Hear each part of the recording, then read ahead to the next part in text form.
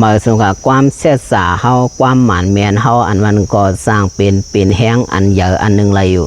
เพราะว่าข้อความนั้นเฮาใกล้ลาดเหรียญเพิ่นก็เตรียมใครยุ่มยามเฮา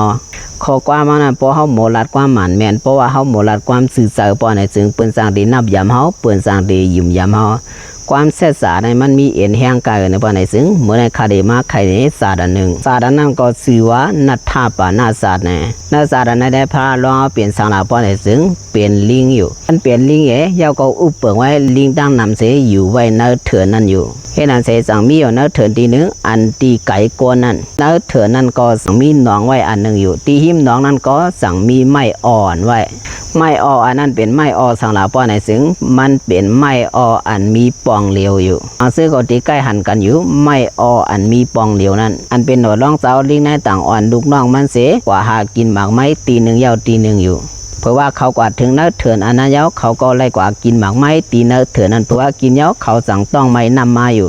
เพราะว่าต้องไม้นำมายาวเขาก็สั่งอันน้องน้ำอันนึงอันมีอยู่หิมต้นไม้อ่อนั่นเพราะว่าลิงตามนั้นให้ต้องไม้นำกะเสกเขาสั่งกว่าตีน้องน้ำอันนั้นยาวกำนั้นอันเป็นหนอร่องเอาสั่งลาดลุงน้องมันว่าชูอย่าไปหิบลงกินน้องน้ำอันนั้นชูตัวดูน้องน้ำอันนั้นไก่กวนเสยาวก็หันตีนซัดเขาลงกินก้อยอ่ำขึ้นหันตีนซัดเขาขึ้นมาขึ้นชูอย่าปีหิบลงมันสั่งว่าในตั้งอันเป็นลูกน้องลิงมันนั่นอยู่ลูกน้องลิงอันนั้นก็มักซื้อว่ามันเป็นนังก็ขึ้นกินให้มากขึ้นก้อยมันเป็นสังมันมีเพเขียนสังไหนหนอร้องเจ้าสั่งว่าชูไว้ใจเย็นก่อนลอกลายตาได้ไรกินนะมันไหนเก่ามีลอกลายมันมันสั่งว่าในตั้งตะเป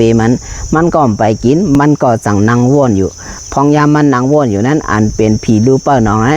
สั่งผ่านเฮ็ดกวนเสยาวก็มาจูลิงอันนั้นอยู่มาจูลิงเสจังว่าแห้งแล้วลงกินน้ำละตัวละตะเปลิงมาต้องไม่หนายาวแห้งแล้วมันปันเขาลงกว่ากินน้ำมันได้ละมันสั่งว่าในอยู่หนอร้องสาวนะเผื่อว่าอะไรตัวก็นายาวกวนก็ในแน่มีกองเงาเพียบตาคู่ว่ามันเป็นผีหิมหอมในแหละมันสั่งลาดว่าสูแน่ใจกวนเปลี่ยนสีลองสูลาทว่าสู่เปลี่ยนสังมันสั่งว่าในตั้งอันเป็นกวนก็นายอยู่กวนก็นายก็สั่งผ่านให้ทางผีลู่เสลาดว่าเกาเป็นผีลู่เป้าหนองในมันสั่งว่าในอยู่ผีลู่นั่นก็สั่งโคเสว่าเมื่อในเพราะว่าสุ่มกินน้ำอันไหนสู่ตื่นตีเลยตายพอสู่ตายมาแล้วก็กินสู่แล้วเพราะว่าสู่ลงกินน้ำก็สู่ก็ตีเลยตายก็ว่าเกาอุปเปิงน้ำอันไหนแหละเผาลงกินน้ำอันไหนก็ตีเลยตายนะ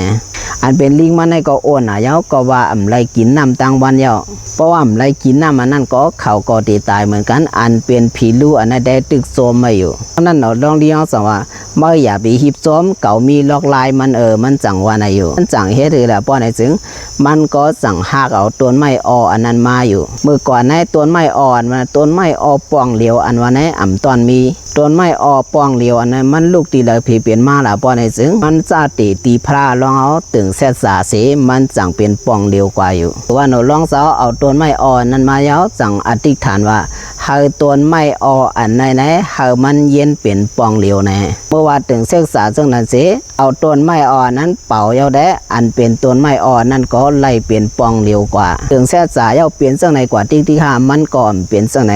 มันอยู่ที่ศีลศีละอันเป็นลิงตัวไหนอยู่อันนั้นได้ก็ว่าเป็นหนอร่องสาวแหละศีลก็มันขึ้นเจ้าก็ยามดูตานมาตั้งน้ำยามแถมสร้างบารมีมาตั้งน้ำแลอันเป็นเสษสาหนอร่องสาวลิงไหนก็ว่าเสษสามันแห้งก็ว่ากว่าดมีมันสูงแล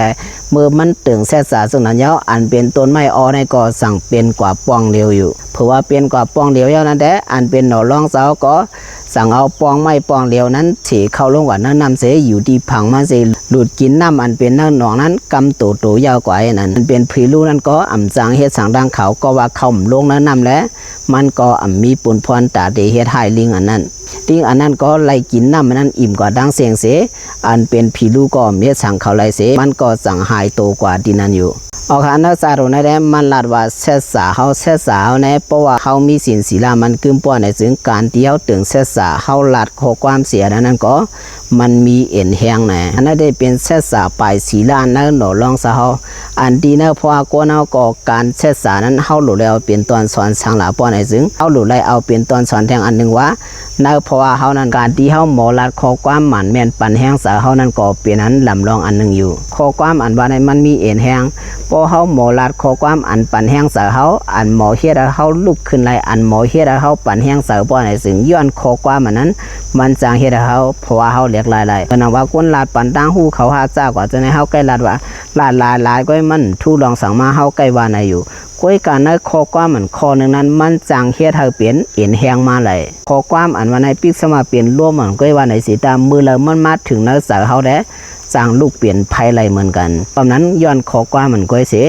สร้างเฮ็ดเพราะว่าเฮาเรียกหลายเหมือนกันในวนวันนักษานัทธาปานาสาในติปันดังหูพี่น้องเขาเสียนั่นอยู่2ตานเหมือสุงกุกกะ